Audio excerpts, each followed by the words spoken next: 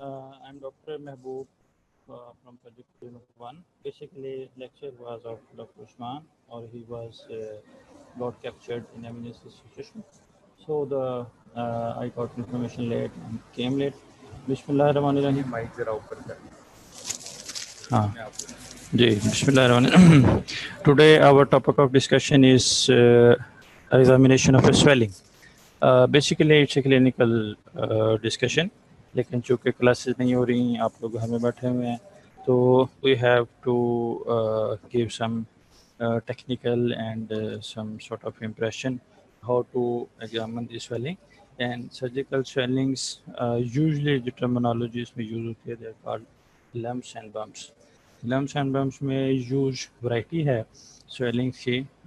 When you will come to the surgical department, any surgery and allied, तो आपको बहुत सारी swelling जो है वो एनकाउंटर करेंगे, ठीक है. और स्वेलिंग में सबसे कॉमन जो स्वेलिंग्स हैं सर्जरी में, लाइपोमा है, सेबेशियस सिस्ट है, गैंग्लियन है, मैलिग्नेंट स्वेलिंग्स हैं. तो बहुत सारी टाइप्स हैं, बहुत सारी क्लासिफिकेशंस हैं. तो gradually you will learn how to take history of the swelling and how to examine the swelling. और history of the swelling and examination of swelling is very important for making a diagnosis. जब तक आप diagnose नहीं करेंगे उस वक्त तक you are unable to manage the patient. तो examination of swelling, always examination of any part of the body और any system consist of inspection, palpation, percussion, auscultation. तो कहीं पे अगर situation you can modify your examination, कहीं पे percussion practical है करनी, कहीं पे नहीं है, कहीं पे जो आस्कल्टेशन है वो फिजिबल है, कहीं सर माइक ऊपर कर लें अपना. Inspection and palpation both are very important part of the swelling. ये पिक्चर एक है, थोड़ा सा to give you the review कि क्या क्या हो सकता है. आप ये देखें, ये स्वेलिंग है, use swelling on the back. This swelling is on the first finger of the left hand. This swelling is on the wrist, this joint. This swelling is around the umbilicus. This is on the forehead, and this is again on the forehead or the skull. तो ये different sizes हैं, different shapes हैं, different appearances हैं, ठीक है. You have to diagnose कि ये swelling किस तरह की है. तो swelling are the commonest presenting complaint after pain that makes a patient seek surgical help coming to the surgical out patient. तो just to give you small and brief impression, अगर मैं कहूँ तो ये जो स्वेलिंग है ये सॉर्ट ऑफ ए अब्सेस है, ठीक है. बिग स्वेलिंग, थोड़ा सी रेड स्किन है और ब्लड नज़र आ रहा है, most likely abscess. And abscess is basically collection of पस एनीवेयर इन द टिश्यूज़, ठीक है. ये जो स्वेलिंग है ये जो फिंगर पे है, ये स्किन और सबकुटेनियस में है.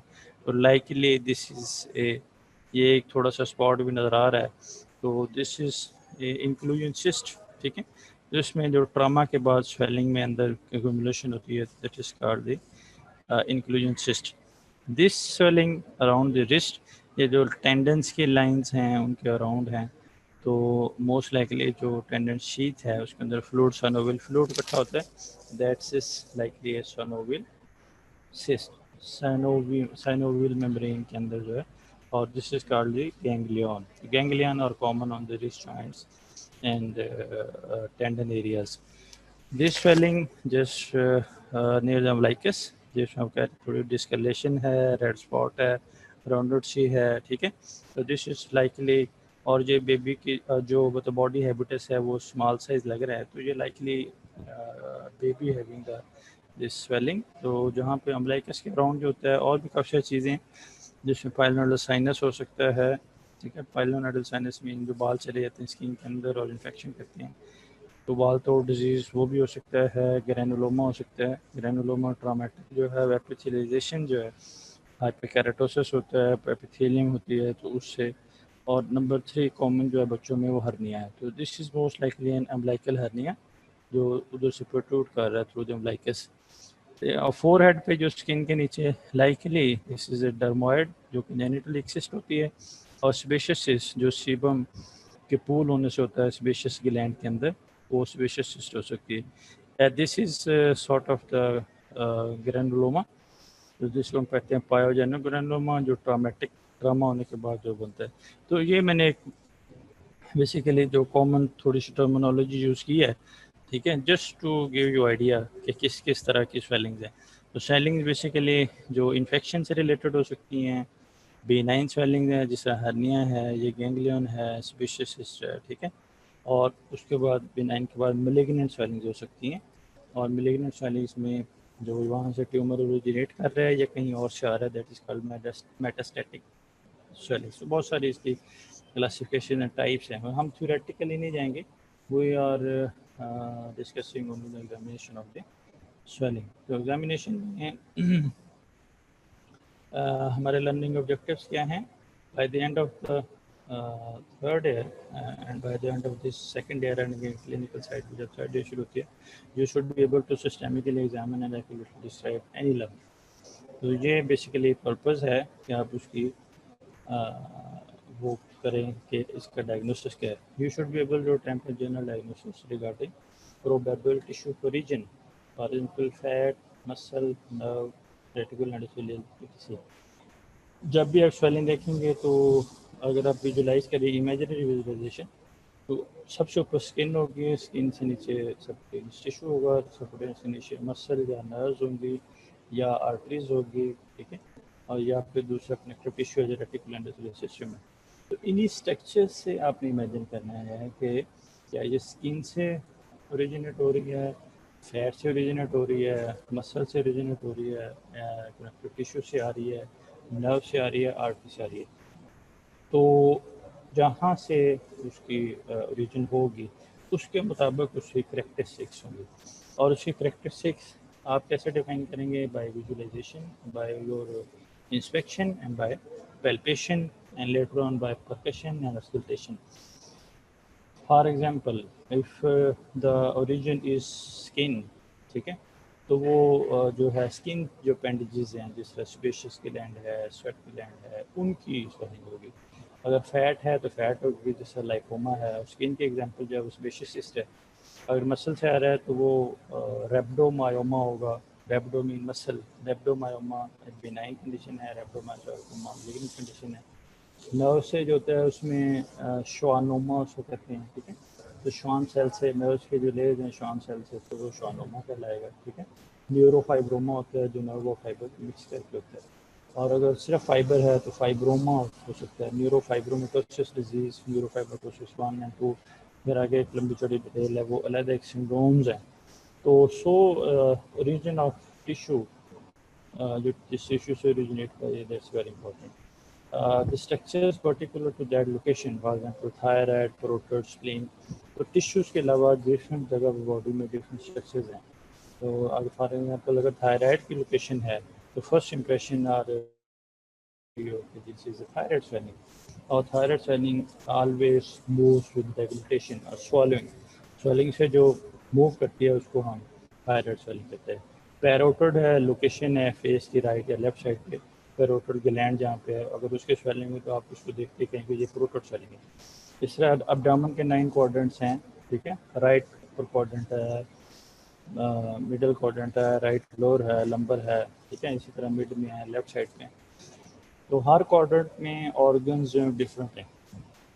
राइट साइड पे लिवर है, लेफ्ट हाइपोकॉन्ड्रियम में स्प्लीन है, मिड में स्टमक है, तीसरा अम्बलिकस में इंटेस्टाइन है, तीसरा लंबर एरिया में किडनीज हैं, ग्लैंड्स हैं, एड्रिनल ग्लैंड्स हैं, ठीक। और इस तरह जो हाइपोगैस्ट्रियम है उसमें ब्लैडर है, उसमें लार्ज बॉल है, राइट इलेक्ट्रोसोम में अपेंडिक्स है, लेफ्ट इलेक्ट्रोसोम में सिग्मॉइड है। द वे यू थिंक कि कौन सा एरिया है और कहाँ से स्वेलिंग ओरिजिनेट हो रही है, तो उसमें जो सुपरफिशियल स्ट्रक्चर्स कौन से इन्वॉल्व हैं। अगर सुपरफिशियल स्वेलिंग है और अगर एब्डोमेन के अंदर है तो फिर उसमें क्या इन्वॉल्व है, स्प्लीन इन्वॉल्व है, लिवर इन्वॉल्व है, उसके मुताबिक आप डायग्नोसिस करते हैं। और every organ has its own characteristics, उस करेक्टरिस्टिक्स के मुताबिक यू विल जज एंड यू विल असेस कि what is the cause of the swelling और mass feeling. Pathological process responsible ये क्या हो सकता है, जिस तरह हम पीछे गए हैं उसमें अगर नॉर्मल है तो नॉर्मल प्रोसेस है, बिनाइन है, ठीक है, जिसमें इन्फ्लेमेशन नहीं है, नॉन इन्फ्लेमेटरी। इन्फ्लेमेटरी है तो उसमें क्या होता है, इन्फ्लेमेशन और नॉन इन्फ्लेमेटरी स्वेलिंग में फ़र्क क्या होगा, पेन से रिलेटेड होंगे, और इन्फ्लेमेटरी जो है वो नॉन इन्फ्लेमेटरी पेन नहीं होगी। तो नॉर्मल है वो नॉट पेनफुल, और इन्फ्लेमेटरी विल बी पेनफुल। दूसरा एब्सेस है तो उसमें पेन होगी, उसमें फीवर होगा, उसमें रेडनेस होगी, उसमें टेम्परेचर हाई होगा, ठीक है। Neoplastic swellings, malignant swellings as compared to benign, ये लॉन्ग लास्टिंग होती हैं, ठीक है, हार्ड होती हैं, फिक्स होती हैं, ठीक है। हाइपरप्लास्टिक जो हाइपरकेराटोसिस, जिस तरह मोल है, ठीक है। मेटाबॉलिक रीजन हो सकती हैं, बाई कंजेनिटल ओरिजिन है, जैसे हम कह रहे थे डर्माइड सिस्ट है फोरहेड पे, तो डर्माइड जो है वो एक कंजेनिटल स्वेलिंग है जिसमें डिफरेंट स्ट्रक्चर्स मिल के वो बनाते हैं स्वेलिंग, लाइक एंडोडर्म भी इन्वॉल्व है, मेसोडर्म भी इन्वॉल्व है, एक्टोडर्म भी इन्वॉल्व है। ट्रामेटिक है जिसमें हम करें इंक्लूडिंग सिस्ट, ट्रामा हुआ, उसमें इसका इंजेक्शन हुआ, जो सेल्स हैं वो एक्यूमुलेट होना शुरू हुआ, सिस्ट बन गई जिसको हम इंक्लूडिंग सिस्ट है। तो ये एक जनरल रिव्यू है कि how to diagnose what is origin, location के मुताबिक, और प्रोसेस कौन सा involve. You should specifically be able to recognize common conditions, for example, lipoma. Lipoma means collection of fats. ठीक है. Hernia, is there any defect in the abdominal wall anywhere, inguinal area, abdominal area? So one concept protrusion होगी, protrusion of the viscus, a part of viscus to the cavity it has, मतलब abdominal cavity है उसमें small intestine है और paramedical gap है, तो paramedical happening कहलाएगा। Sebaceous cyst है या abscess है, again I have said sebaceous cyst originating from the duct of the sebaceous gland, जब वो ब्लॉक होती है तो cyst बन जाती है। Abscess is pooling of or collection of pus। Thyroglossus is जो थायराइड की डेवलपमेंट है उसमें एक थायरोग्लोसिस ट्रैक होता है, थायरोग्लोसिस जो ट्रैक जो है वो बाद में फेड आउट होता है तो थायराइड डेवलप करता है। जब वो ट्रैक परसिस्ट करता है, ठीक है, starting from the thyroid location up to the base of the tongue, तो उसके अंदर जो सिस्ट बनती है उसको हम थायरोग्लोसिस सिस्ट कहते हैं। थायराइड लम्प्स हैं जो थायराइड ग्लैंड्स के अंदर होंगे, राइट लोब में, लेफ्ट लोब में, इस्थमस में, तो वो स्वॉलिंग के साथ मूव करेंगे और उसकी लोकेशन टिपिकल होगी थायराइड वाली जगह पे। lymph nodes हैं, anywhere lymph nodes in the cervical area, in the inguinal area, in the axilla, ठीक है। तो lymph node you can judge कि ये nodal area है, यहाँ पे nodes ऑलरेडी नॉर्मल मौजूद होते हैं। कौन सी भी चेन है, cervical chain है, anterior cervical chain है, posterior cervical chain है, superficial है, deep है, so many types। axilla में कौन सा ग्रुप इन्वॉल्व है, तो इस तरह lymph nodes की swelling भी होती है। Various breast lumps, female patient है, ब्रेस्ट लम्प के साथ आई है, उसमें फिर एक और आपकी लाइन जो है वो खुल जाती है कि ब्रेस्ट लम्प्स कौन कौन से हो सकते हैं, बेनाइन है, whatever. So basically this was the learning objective. You have to keeping in view all the aspects of the origin of the swelling, you have to diagnose कि ये swelling है क्या। अब एग्जामिनेशन से पहले इसमें ऐड नहीं किया, वी आर पर्टिकुलर इंसिस्ट कर रहे हैं, वो एग्जामिनेशन पे कर रहे हैं, लेकिन हिस्ट्री बड़ी इंपॉर्टेंट है पेशेंट की। वो मैं अगर वर्बली थोड़ा सा गाइड करूं तो हिस्ट्री में आपने सबसे पहले ये पूछना है कि कब से है, ठीक है। Duration is very important. Acute duration है या क्रोनिक ड्यूरेशन है, तो ये डिपेंड करता है। तो क्रोनिक स्वेलिंग्स और हैं, जैसे मैलिग्नेंट स्वेलिंग्स हैं, ट्यूबरकुलोसिस है, और अगर एक्यूट है तो और है, जैसे ट्रॉमेटिक है, साइट कौन सी है, साइट आपको बताएगी पेशेंट का, नेक में है थायराइड की जगह पे तो थायराइड की स्वेलिंग हो सकती है। नेक वाली जगह पे, नोड्स वाली जगह पे हैं, ठीक है, पोस्टीरियर ट्रायंगल ऑफ नेक में है, जो आप कहते हैं ये नोडल स्वेलिंग हो सकती है। इस तरह एब्डोमेन में है तो कौन से क्वाड्रेंट में है, तो साइट इज़ वेरी। तो चेंज इन साइज जो स्वेलिंग में इतना ही रहा है या चेंज हो गया साइज, तो उसमें प्रोग्रेशन जो है प्रोग्रेसिवली साइज इंक्रीज कर रहा है, ठीक है, या नहीं कर रहा, नंबर वन। नंबर टू, अगर मैलिग्नेंट स्वेलिंग है तो ग्रेजुअली इंक्रीज होगा, इन्फ्लेमेटरी है तो सडन इंक्रीज होगा, अगर ब्लीडिंग है या मैलिग्नेंट चेंज है या तो सडन इंक्रीज होगा। तीसरा जो change in size and shape of the swelling is very important. Associated symptoms with the swelling, ये भी बड़ी इंपॉर्टेंट है, इस का पॉइंट है कि जब शुरू हुई तो क्या हुआ था, पेन हुई थी, फीवर हुआ था, ट्रामा हुआ, चोट लगी है, ठीक है, वेट लॉस है, एनोरेक्सिया, हार्ट डिजीज़ की जो स्पेसिफिसिटी है वो अलग है, ठीक है। हार्ट डिजीज़ में जो स्वेलिंग, मतलब फॉर एग्जांपल ट्यूबरकुलोसिस की स्वेलिंग है, कोल्ड एब्सेस है, कोल्ड एब्सेस इज़ कोल्ड, ठीक है, उसमें टेम्परेचर नहीं होता, टीबी में बनती है। तो चेस्ट पे एक एब्सेस है तो पेशेंट कहते हैं इसके साथ मुझे खांसी भी है, इसका फीवर भी है, वेट लॉस भी हुआ है, नाइट स्वेट्स भी हैं, रेगुलर चेंज के साथ है, तो आप फ़ौरन सोचते हैं कि ये ट्यूबरकुलोसिस हो सकता है। Associated symptoms along with the development of the swelling are very important to diagnose the patient. आप एंड पेशेंट से पूछते हैं कि आपके ख्याल में इस स्वेलिंग की क्या वजह है, वो कहेगा कि मेरा ख्याल है कि कुछ चोट लगी थी उसके बाद है। तो a patient's opinion regarding the development of the swelling is a question in the history, very important. तो थोड़ी सी history before you examine the patient, जैसे आप शॉर्ट केस में फाइनल ईयर में, फोर्थ ईयर में, शॉर्ट केस में भी you are allowed to ask some questions, 2 to 3 questions for your own diagnosis. तो आपने थोड़ी सी हिस्ट्री ली, हिस्ट्री से आपको थोड़ा आइडिया हुआ कि मुझे लगता है कि ये बेनाइन स्वेलिंग है और थायराइड की स्वेलिंग है फॉर एग्जांपल, या ये लगता है कि बेनाइन स्वेलिंग है, गैंग्लियन है, ठीक है, जिसका वो कह रहा है पेशेंट के नेक पे है या रिस्ट के अराउंड है, तो उसके बाद फिर आपने प्रिपरेशन करनी है for the inspection.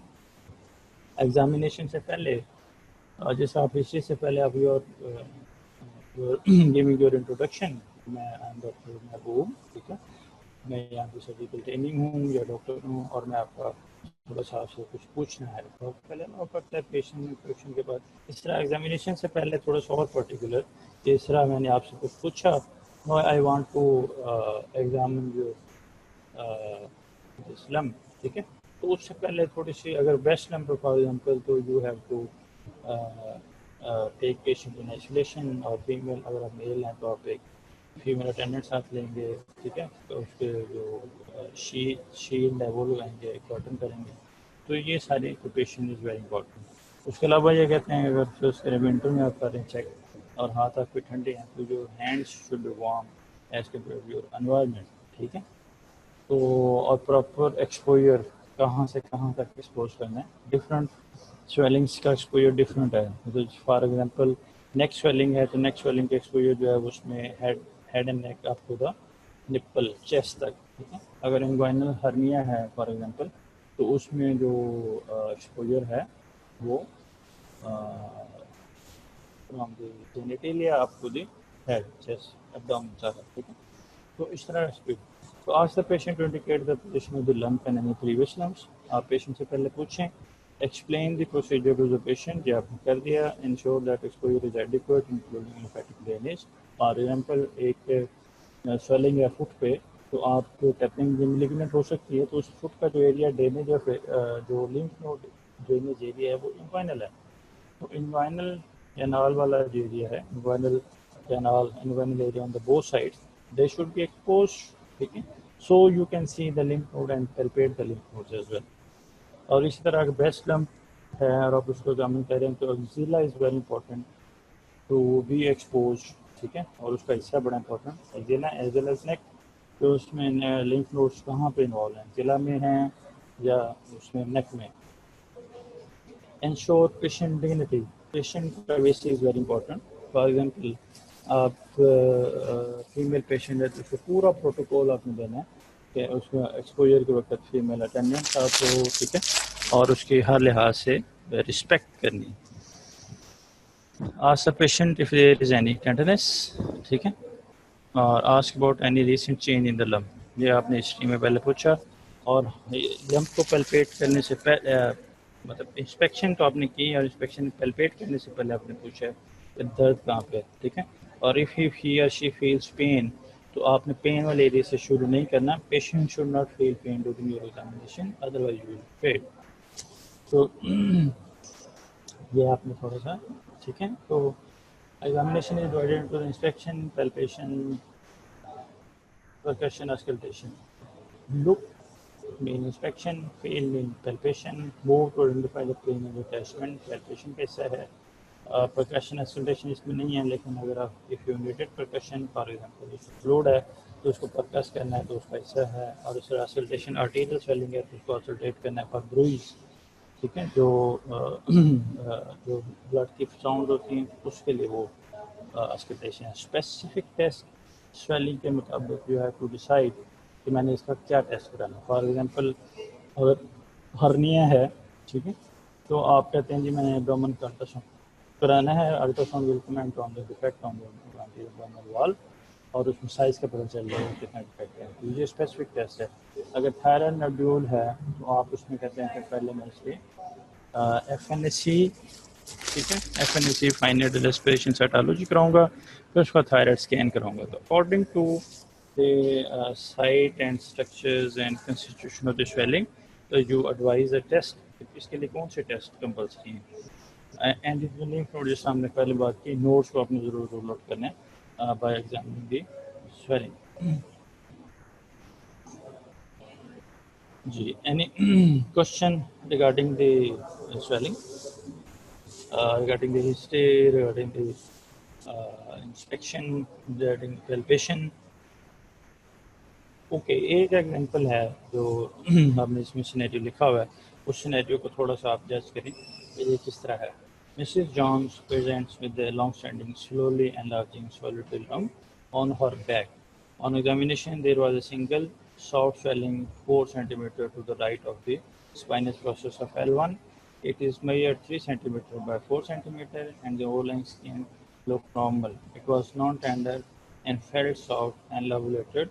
The edges were well demarcated. There was no tearing to the skin nor to the muscle. There was no associated lymphadenopathy. In summary, I feel that this picture is consistent with the lipoma.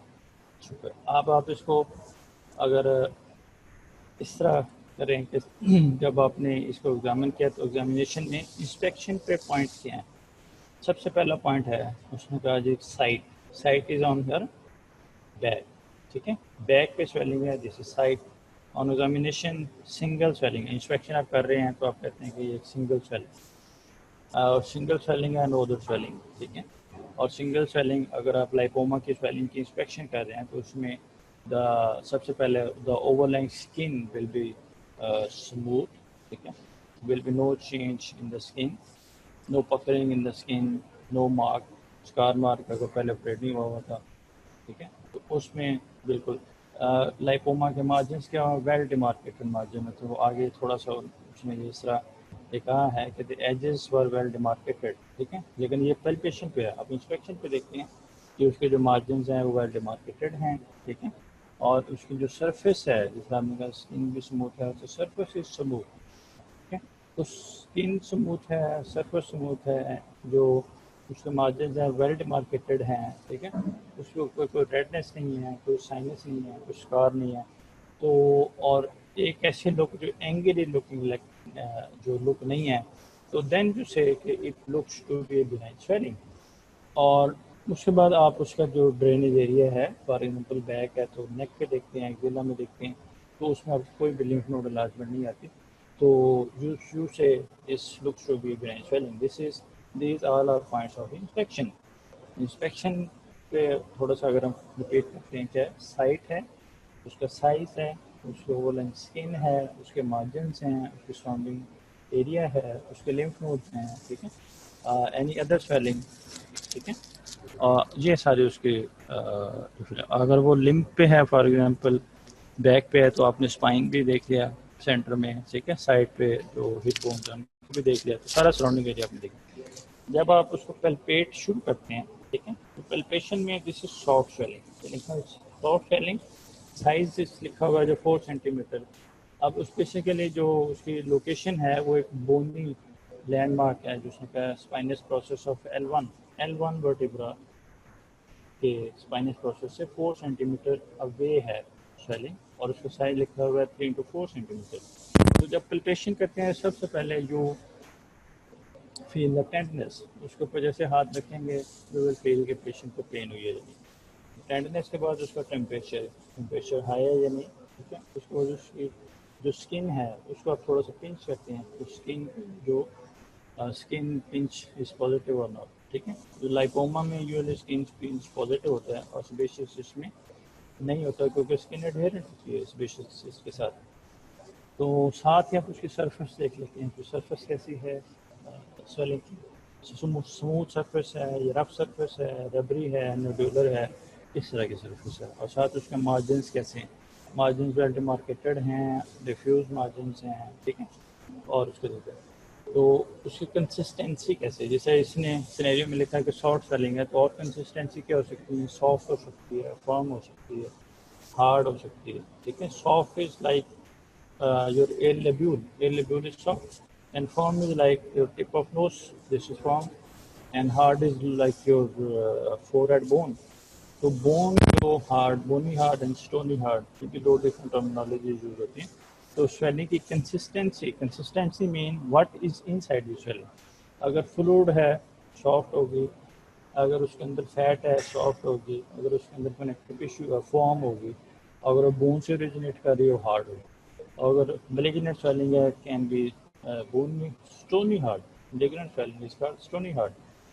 तो जो consistency is very important. आपके पास इंची tape होती है, इंची tape से you measure उसके you measure the width of the swelling and you measure the length of the swelling.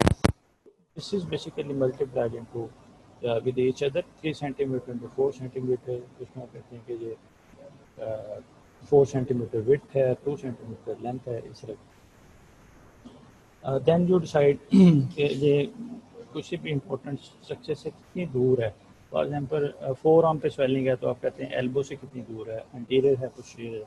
तो इसी तरह इसने कहा स्पाइनस प्रोसेस L1 जो है उससे ये 4 सेंटीमीटर अवे है, यानी मिड लाइन से थोड़ा सा बाहर चली गई। ओवरलाइन स्किन हम पहले डिस्कस करते हैं, overline skin is normal, it was non tender जो हम कहते हैं, ठीक है। उसको पेन नहीं हुई पेशेंट को, सॉफ्ट है, लोबुलेटेड है। लोबुलेटेड मीन के डिफरेंट लोब्स हैं सेल के अंदर, जो जिस तरह फैट ग्लोब्यूल्स होते हैं, ठीक है। तो जो एडिपोसाइट्स हैं, तो वो मिल के एक कलेक्शन से बनाते हैं फैट की, उससे डिफरेंट लोब्स बन जाते हैं। तो लोबुलेटेड स्वेलिंग है और edges were well demarcated, not teething to the overlying skin nor to the underlying muscle. ये this is very important feature for the benign swelling. अगर benign है तो उसकी कोई अटैचमेंट नहीं होगी ओवरलाइन स्किन के साथ और कोई ऐसी अटैचमेंट नहीं होगी जो नीचे मसल्स के साथ हो, जैसे सुप्रा पैरास्पाइनस मसल के साथ कोई अटैचमेंट नहीं है, ओवरलाइन स्किन के साथ नहीं है। इसका मतलब है कि ये मलिग्नेंट नहीं है या इन्फ्लेमेटरी नहीं है। देयर वाज नो एसोसिएटेड लिम्फोडेनोपैथी, ये भी एक अदर साइन है इन्फ्लेमेशन में, और मिलिग्नेंट में लिम्फ नोड्स एनलार्ज होंगे। तो इसको अगर आप करें समराइज करें तो this was the purpose to examine the swelling, कि स्वेलिंग की जो आपने इंस्पेक्शन पे क्या फाइंडिंग्स हैं, पैल्पेशन पे क्या फाइंडिंग है, and you combine the findings on inspection and palpation. जब आप फाइंडिंग्स को कंबाइन करते हैं तो फिर आपको एक आइडिया देने आता है कि this swelling can be this, ठीक है। और उससे भी पहले ये है कि जब आप when you start the examination तो आपने जैसे ही देखा कि यहाँ पे स्वेलिंग है तो एक डिफरेंशियल आपने पहले जो एक्सपर्टीज आपकी आएंगी तो आप यू लर्न पे फर्स्ट करें एक बैक पे स्वेलिंग जिस तरह इसने सिनेरियो दिया तो आप कहते हैं कि यहाँ पे इस एरिया में ये चीज़ें पहले एक पहले सोच लेते हैं कि ये मेरे डिफरेंशियल में आ सकती है। लाइपोमा आ सकता है, सेबेशियस सिस्ट आ सकती है, न्यूरोफाइब्रोमा आ सकता है, यहाँ पे ट्यूबरकुलोसिस हो सकती है स्पाइन की, यहाँ पे कोई ट्रॉमेटिक इंफ्लुएंसिस्ट हो सकती है, हेमाटोमा हो सकता है, ठीक है, मेलिग्नेंट लीजन हो सकता है, ठीक है। तो ये सारे डिफरेंशियल सामने रख के फिर जब आप उसकी हिस्ट्री थोड़ी सी लेते हैं, उसकी इंस्पेक्शन करते हैं, पैल्पेशन, तो उसमें जो पॉइंट्स आते हैं during history, during inspection, during palpation, percussion, auscultation, उन सबको आप कंबाइन करते हैं। Are you bake your diagnosis depending on those points, ठीक है। जिस तरह इसमें पॉइंट्स क्या है, नंबर 1 सिंगल स्वेलिंग है, नंबर 2 सॉफ्ट है, नंबर 3 साइज उसका छोटा है, ठीक है, स्किन नॉर्मल है, नॉन टेंडर है, लोबुलेटेड है, एजेस जो है वेल डिमार्केटेड हैं। ये सारे जो फीचर्स हैं ये बिनाइन स्वेलिंग के फीचर्स हैं, बिनाइन सॉफ्ट स्वेलिंग। और टीदरिंग नहीं है, ये इसका मतलब है आप मेलिग्नेंसी रूल आउट होगी, इन्फ्लेमेशन रूल आउट होगी, नो एसोसिएटेड लिम्फोडेनोपैथी वो रूल आउट होगी। तो इन सारी चीज़ों को समराइज करके you say in summary I feel that these features are consistent with lipoma. अगर फर्ज करें आप कहते हैं this would be sebaceous cyst, तो स्पेशियस सिस्ट में जो ये पॉइंट्स थोड़े से चेंज होते, उसमें क्या चेंज होना था? तो उसमें ये होना था कि एक आपको ऊपर पंकम नज़र आ सकता था इंस्पेक्शन पे, आप उसकी स्किन पिंच करते या करते तो वो पिंच ना होती, ठीक है। तो दिस इज स्पेशियस सिस्ट। जब उसको आप फील करते हैं तो स्पेशियस सिस्टिक फॉर्म है as compared to the lipoma. Margin जो उसके थोड़े से डिफ्यूज होते हैं as compared to the lipoma, ठीक है। ये सारे स्पेशियस के फीचर्स हैं। इफ़ यू फील कि this is an informative process और या कोई ट्रॉमेटिक है, तो उसमें डेफिनेटली पेशेंट की सबसे बड़ी कंप्लेंट होती है पेन और फीवर, ठीक है, एसोसिएटेड जो हिस्ट्री में। और इंस्पेक्शन पे अगर आप देखें तो इन्फ्लेमेशन में ओवलन स्किन जो है वो नॉर्मल ना होती, वो रेड होती। वहाँ पे जो आप हाथ रखते तो टेंडर होती स्वेलिंग, टेंडर के बाद वो शायद वो उतनी सॉफ्ट हो सकती है अगर उसमें ब्लड के सॉफ्ट होती, लेकिन टेंडर और उसके मार्जिन जो है वो डिफ्यूज होते हैं, मार्जिन जो है वेल डिमार्केटेड में होते हैं। तो ये इन्फ्लेमेटरी का थोड़ा सा मैंने आपको आइडिया दिया। अगर if you say this swelling can be malignant, लेकिन तो फिर सारे सिनेरियो चेंज हो जाते हैं। नंबर वन, पेशेंट की जो हिस्ट्री है वो एक लॉन्ग हिस्ट्री होती है। नंबर टू, स्वेलिंग हो सकता है मल्टीपल होती है, swelling soft not the it could be formed as well as from the heart, and it is more increase in size, तो size से कम हो सकते हैं, ज़्यादा भी हो सकते हैं। Oval skin cannot be normal, oval skin is always tethered with the ligament in cases of malignancies। Tenderness ज़रूरी नहीं है उसमें होती, वो नॉन टेंडर हो। और edges are never well demarcated in malignant swellings, edges are always not well demarcated, edges are diffuse, ठीक है। और associated lymphadenopathy almost present in all scenarios of malignant tumors। तो in conclusion, after brief history, after inspection and clinical points on the inspection, clinical points on the palpation, you have to diagnose one type of the swelling and rule out the other definitions in your list when जब आप examination। or if you feel after inspection and palpation you have to do percussion and auscultation, तो percussion जो है वो आप करते हैं fluid thrill के लिए, जिस तरह हाइड्रोसील है, टेस्ट में पानी आ जाता है, ठीक है, हाइड्रोसील है, वहाँ पर आप ट्रांसलुमिनेशन टेस्ट भी करते हैं और फ्लूइड थ्रिल भी चेक, तो परकशन वहाँ पे प्रैक्टिकल है। और अगर आप फील करते हैं this swelling is not the originating from other structure, it is originating from the vein or artery, especially artery, और then you will auscultate the swelling। और अगर थायराइड भी आप करते हैं, बार बार थायराइड को भी auscultate करते हैं विद द स्टेथोस्कोप, तो आप कहते हैं कि this is there is bruit mean there is swelling not related to the structure but arterial structure। So after the inspection and palpation, you ये एक दूसरी एग्जांपल है, ठीक है, उसको हम तकरीबन सेम उसी तरह ही डिस्कस करते हैं। तो ये भी कोरोना कॉस्ट्यूमाइटिस का एक सिनेरियो था, लेकिन फीचर्स आप उसी तरह चल रहे थे। और at the end the last sentence, after inspection and preparation you have to decide if from which investigation you have to start for to diagnose swelling। अगर आपको इन्वेस्टिगेशन की जरूरत नहीं है तो ना कराएं। जिस तरह लाइकोमा में अगर आपने करानी है तो फाइनल एक्सप्रेशन साइटोलॉजी करा लें।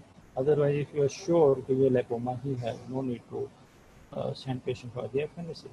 अगर आप कहते हैं कि you have to rule out the cause, spleen enlarge है या लिवर है, तो फिर आप अल्ट्रासाउंड कराएंगे। हर्नी के लिए फिर आप अल्ट्रासाउंड कराएंगे। और अगर थायराइड स्वेलिंग है तो उसके लिए फिर आप FNAC, thyroid scan, T30, 40SH, ये सारे। तो so many types of swelling and so many range of investigations for diagnosis of the swelling. Okay, this was brief summary for the regarding the examination of the swelling. Any question regarding this presentation? Any question, please?